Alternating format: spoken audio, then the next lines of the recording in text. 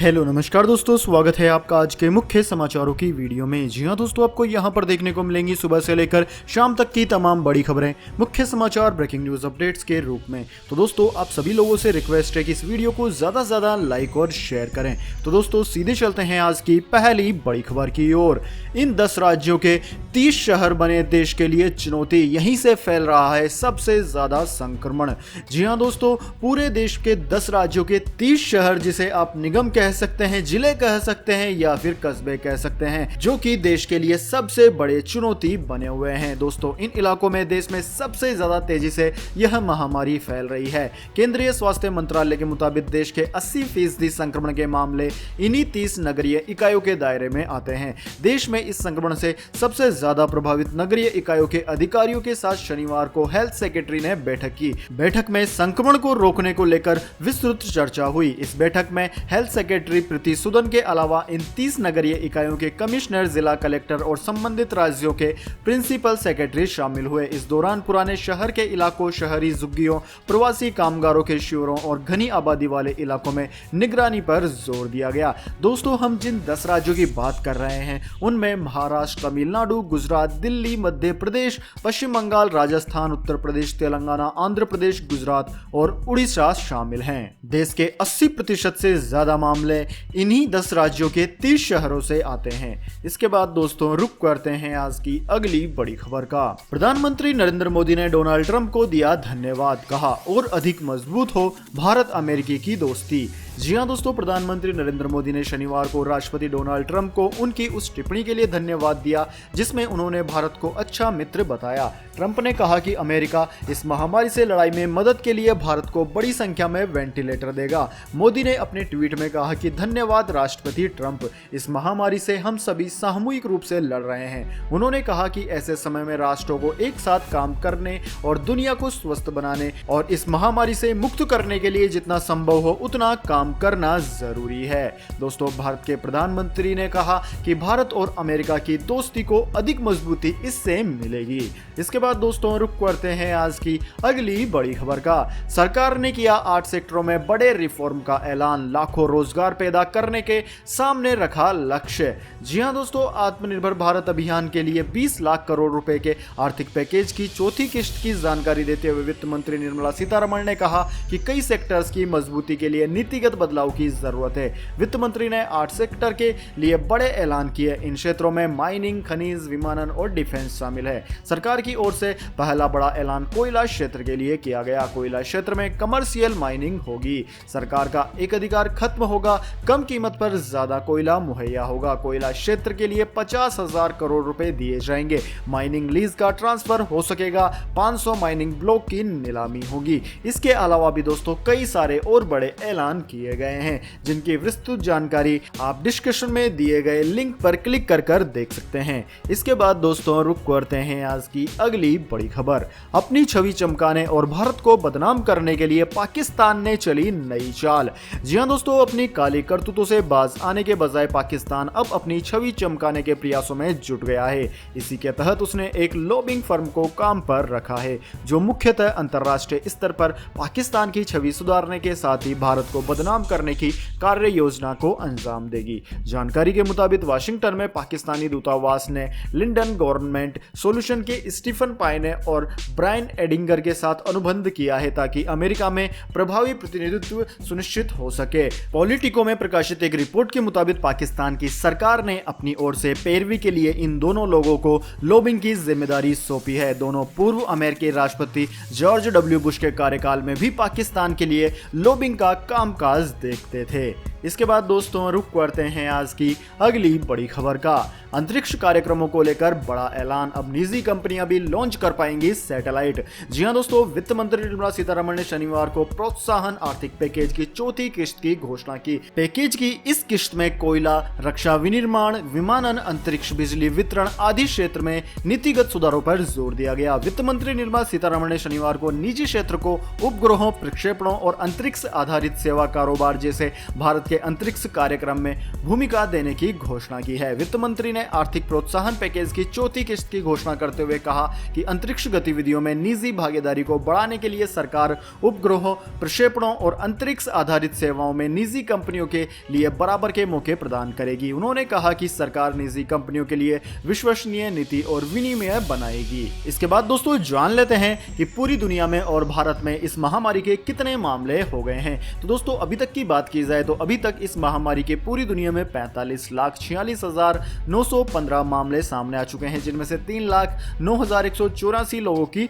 मौत हो चुकी है। और दोस्तों इसका ग्राफ देखा जाए तो ग्राफ एकदम सीधा चल रहा है, यानी कि मामलों में कोई कमी नहीं आ रही है। दोस्तों सबसे ज्यादा प्रभावित देशों की बात की जाए तो उनमें America, Russia, United kingdom, Spain, Italy, Brazil, Germany, Turkey, France, Iran शामिल है। इसके बाद में दोस्तों बात कर लेते हैं भारत की क्या है स्थिति। तो दोस्तों क्या है भारत की स्थिति यह जाने उससे पहले मेरी आपसे एक छोटी सी रिक्वेस्ट है। अगर दोस्तों आपको अभी तक हमारी वीडियो पसंद आई है तो इसे एक छोटा सा लाइक जरूर दे दें, और अगर आपको पसंद नहीं आई है तो बेशक आप डिसलाइक भी कर सकते हैं, लेकिन दोस्तों लाइक और डिसलाइक करके अपना वोट जरूर दीजिए, क्योंकि दोस्तों यही हमारी मेहनत का फल होता है और इसी से हमें पता चलता है कि आपको हमारी वीडियो पसंद आई है या नहीं। तो दोस्तों जल्दी से जान लेते हैं क्या है भारत की स्थिति। तो दोस्तों जैसा कि आप स्क्रीन पर देख पा रहे होंगे, भारत में कुल मरीजों की संख्या 90,000 को पार कर गई है। और पिछले 24 घंटों की बात की जाए तो पिछले 24 घंटों के दौरान 4792 यानी कि 4800 मामले सामने आ चुके हैं। ऐसा अभी तक नहीं हुआ था, लेकिन आज सबसे ज्यादा भारत में मामले सामने आए हैं। दोस्तों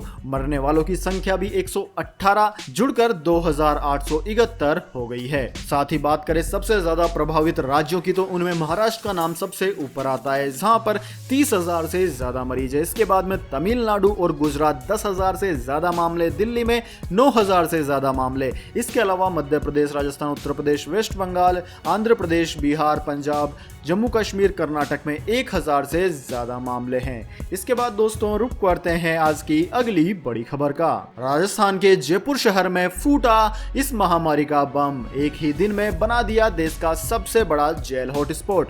जी हां दोस्तों, राजस्थान में 16 मई यानी कि शनिवार को दोपहर 2 बजे तक 177 नए पॉजिटिव मामले सामने आ गए थे। इसके साथ ही प्रदेश में मरीजों का आंकड़ा भी 5000 के करीब पहुंच गया। दोस्तों शनिवार को जयपुर में 122 से ज्यादा मरीज सामने आए। जयपुर में आए इन मरीजों में से 116 मरीज जिला जेल से हैं। बताया जा रहा है कि इनकी संख्या और भी बढ़ सकती है। दोस्तों आपकी जानकारी के लिए बता दें, वर्तमान में जयपुर जिला जेल में 423 कैदी हैं। इनमें से कुल 124 पॉजिटिव आ चुके हैं। साथ ही सेंट्रल जेल में इस समय 1172 कैदी हैं। दोनों ही जेलों में युद्ध स्तर पर सैंपल लिए जा रहे हैं। इसके बाद दोस्तों रुक करते हैं आज की अगली बड़ी खबर का। आने वाला है तूफान, 8 राज्यों में हाई अलर्ट, तेज हवाएं और बारिश मचा सकती है तबाही। जी हां दोस्तों, इंडियन मेट्रोलॉजी डिपार्टमेंट ने बड़ा चेतावनी जारी कर दी है। मौसम विभाग ने तूफान की चेतावनी जारी कर दी है। मौसम वैज्ञानिकों की माने तो बंगाल की खाड़ी के जरिए तूफान भारत में घुस सकता है। इससे तटीय राज्यों में तेज हवाएं चलने के साथ साथ भारी बारिश की भी संभावना है। तेज हवाएं तबाही मचा सकती है। इसका असर दक्षिण के साथ ही उत्तर भारत के राज्यों पर भी पड़ सकता है। 8 राज्यों में अलर्ट जारी किया गया है। स्काईमेट वेदर की रिपोर्ट की माने तो तूफान के कारण आज पूर्वी मध्य प्रदेश, मराठवाड़ा, आंतरिक कर्नाटक और तटीय आंध्र प्रदेश में 1-2 स्थानों पर हल्की बारिश हो सकती है।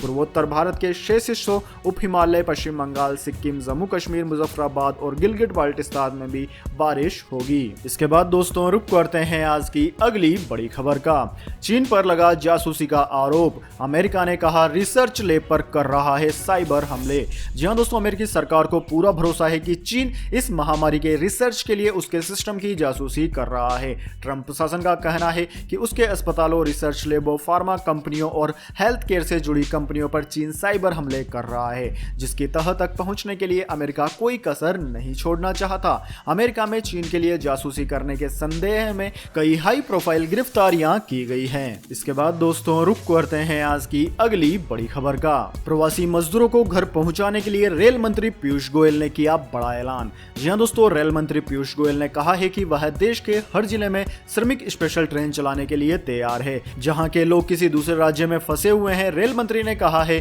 कि इसके लिए जिलों के डीएम, कलेक्टर ऐसे लोगों के नाम और गंतव्य रेलवे स्टेशन का ब्यूरो अपने राज्य के नोडल ऑफिसर के जरिए रेलवे से साझा करे। इसके बाद रेलवे संबंधित स्टेशन के लिए श्रमिक स्पेशल ट्रेनों की व्यवस्था करेगा। रेलवे अभी तक 150 श्रमिक स्पेशल ट्रेनें चला चुका है और करीब 15 लाख से ज्यादा लोगों को एक राज्य से दूसरे राज्य उनके गंतव्य स्थान तक पहुंचा चुका है। एक दिन पहले ही रेल मंत्रालय की तरफ से राज्यों को कहा गया था कि रेलवे हर दिन 300 ट्रेनें चला सकता है। इसके लिए राज्यों को अपनी अपनी तरफ से परमिशन देने की जरूरत है।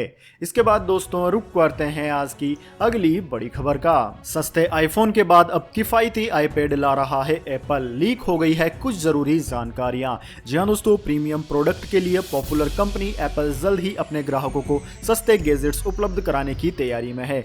एप्पल के विख्यात विश्लेषक मिंग ची कुंग ने दावा किया है कि एप्पल एक किफायती 10.8 इंच आईपैड तैयार कर रही है। साथ ही 8.5 और 9 इंच के बीच एक नए मिनी साइज का आईपैड 2021 की पहली छमाही में लॉन्च कर दिया जाएगा। कू ने कहा है कि ये दो नए आईपैड मॉडल आईफोन SE की प्रोडक्ट स्ट्रेटजी पर चलेंगे, जिसका मतलब है कि दोस्तों सस्ते में आपको मिल जाएगा। मिंग ची कू ने कहा है कि हम अनुमान लगा रहे हैं कि एप्पल का नया 10.8 इंच आईपैड और 8.5 से 9 इंच का आईपैड मिनी मॉडल जल्द ही लॉन्च किए जाएंगे। तो दोस्तों अगर एप्पल की कीमतें सस्ती हो जाती है तो क्या आप इन प्रोडक्ट्स को खरीदना चाहेंगे या नहीं, कमेंट में अपनी राय जरूर दें। तो दोस्तों यह थे आज के मुख्य समाचार। इसके बाद दोस्तों बारी आती है आज के माइंड क्विज क्वेश्चन की। जी हाँ दोस्तों, एक आसान से सवाल का जवाब देकर आप जीत सकते हैं एक अमेजिंग सरप्राइज गिफ्ट हमारे यूट्यूब चैनल की ओर से। तो दोस्तों आज का सवाल आपकी स्क्रीन पर आ चुका है।